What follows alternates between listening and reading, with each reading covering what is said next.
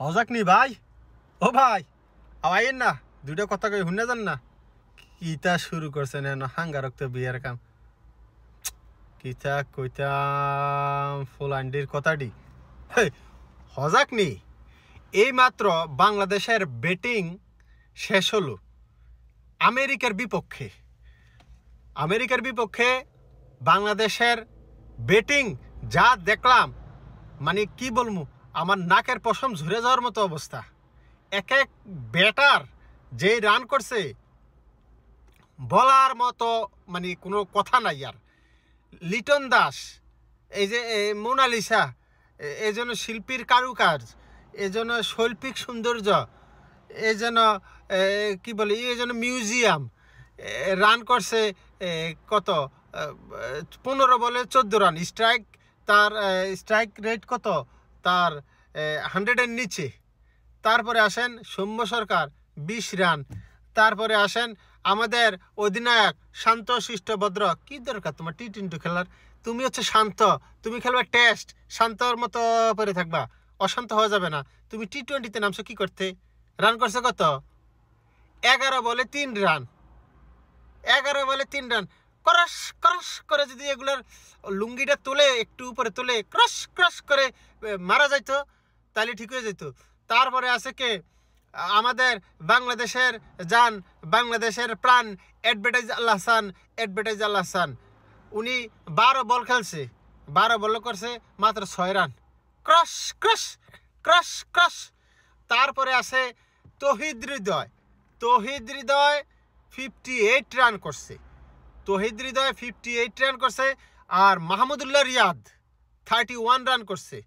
মাহমুদুল্লাহ রিয়াদ 20 বল খেলে 31। তার strike rate 158, সম্ভবত এরকমই 58-60।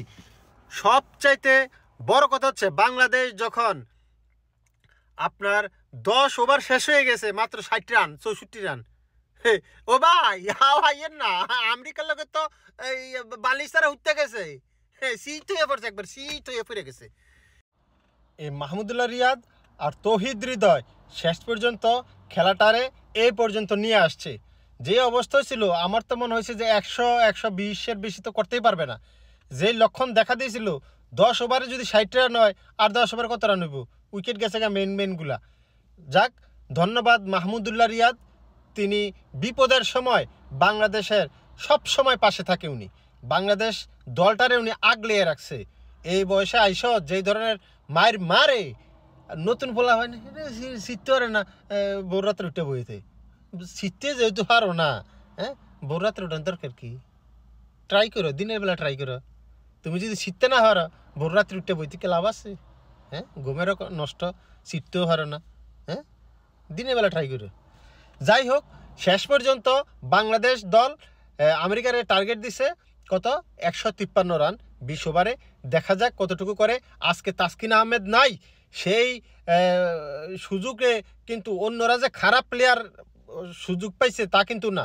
তাসকিন না থাকলে, তাসকিন রেস্টে আছে, অন্যরা আছে, সবাই ভালো বলার।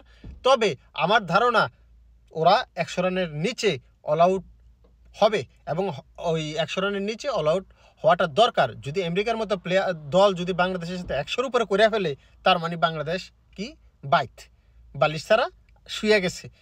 এরার সাথে যদি না জিততে পারে 50-60 রানের ব্যবধানে, বড় বড় দল ওয়ার্ল্ড কাপের সময় কি করবে? আবার সেই বালিশ ছাড়া শুয়ে যাবে। কোন ভাই হ্যাসানি আইয়েন না, সাইয়েন না, বালিশ ছাড়া তো সবটি ঘুমাই গেছে, ডাক দিয়ে তোলে তারা রে হজক নি।